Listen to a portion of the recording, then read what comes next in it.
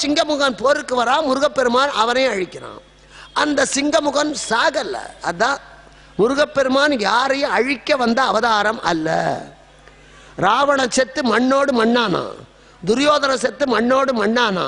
ஆனால் தாருகனோ சிங்கமுகனோ சூரபத்மனோ செத்து மண்ணோடு மண்ணாகல. தாருகன் ஐயப்பனுக்கு வாகனமானான். இங்கே சிங்கமுகன் அம்பிகைக்கு வாகனமானான்.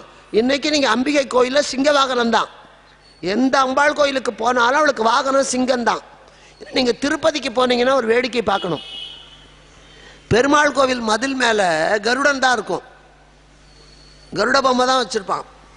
சிவன் கோயிலா இருந்தா நந்தி இருக்கும். பிள்ளையார் கோயிலா இருந்தா பூதம் உட்கார்ந்துருக்கும், ரெட்ட பெருச்சாளி வைப்பான். முருகன் கோயிலா இருந்தா மதில் மேல மயில் இருக்கும். அம்பாள் கோயிலா இருந்தா சிங்கம் இருக்கும். திருப்பதி பெருமாள் தானே, பெருமாள் கோவில் மதில் மேல கருடன் தான் இருக்கணும்.